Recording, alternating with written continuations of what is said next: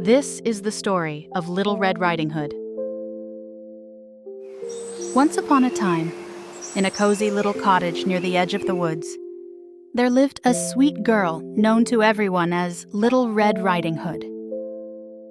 Her name came from the beautiful red cloak with a hood that her grandmother had made for her. One sunny morning, Little Red Riding Hood's mother called her into the kitchen. The air was filled with the delicious aroma of freshly baked goods. Sweetie, your grandmother is feeling ill. I have packed some bread, butter and honey in this basket. Please take it to her cottage in the woods and stay on the path. Do not talk to strangers. Little Red Riding Hood nodded eagerly, took the basket, and kissed her mother goodbye. She set off down the path, leading to her grandmother's house, humming a cheerful tune. As she walked, Little Red Riding Hood marveled at the sights and sounds of the forest. Birds chirped merrily, and a gentle breeze rustled the leaves.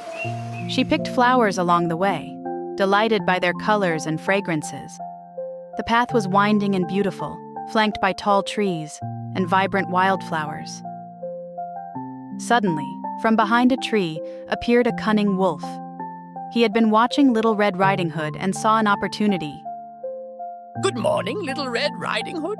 Where are you off to on this fine day? Little Red Riding Hood, forgetting her mother's warning, replied innocently. Good morning, Mr. Wolf. I'm going to my grandmother's house to bring her some treats. She lives just beyond the forest. The wolf's eyes gleamed with a sly idea. He knew the quickest route to Grandma's house and devised a plan to get there first. How lovely! Why not pick some flowers for your grandmother? I'm sure she'd love that. She picked the brightest and most beautiful flowers she could find, losing track of time as she moved deeper into the forest. Little Red Riding Hood thought this was a wonderful idea and wandered off the path to gather a bouquet of wildflowers. Meanwhile, the wolf darted down the shortcut to Grandma's cottage. He was quick and stealthy, moving through the forest with ease. When the wolf arrived at the quaint little cottage, he knocked on the door and imitated Little Red Riding Hood's voice.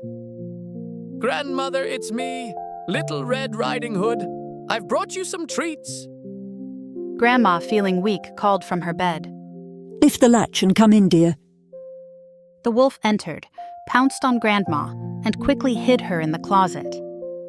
He then dressed in her nightgown and cap, climbed into her bed and wore a mask to cover his chin, awaiting Little Red Riding Hood's arrival.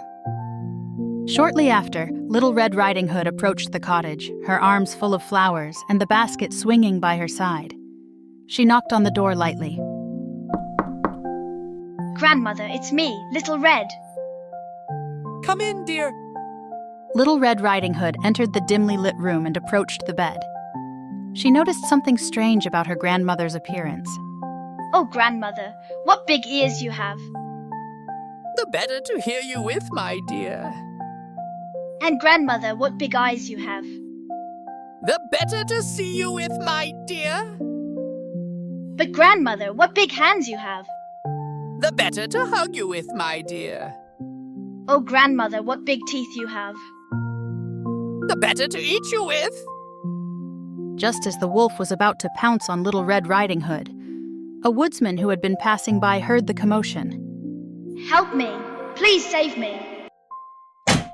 He burst through the door with his axe raised high. Stop right there, you wicked wolf. Please don't kill me. I didn't do anything. The wolf, startled and frightened, tried to flee, but the woodsman was too quick.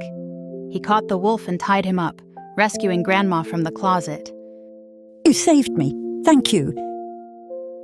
Grandma, Little Red Riding Hood, and the woodsman were all safe.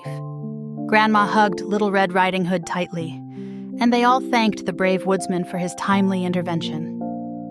The next day, Little Red Riding Hood returned home with the woodsman.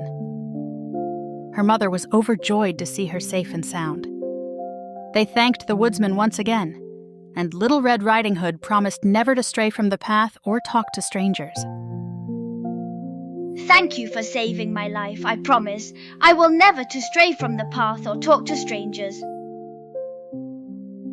And so, Little Red Riding Hood, her grandmother, and the kind woodsman lived happily ever after, with the memory of that adventurous day serving as a reminder to always stay safe and wise. Thanks for watching. We have more fun adventures coming up, so make sure to subscribe and hit the bell so you don't miss out.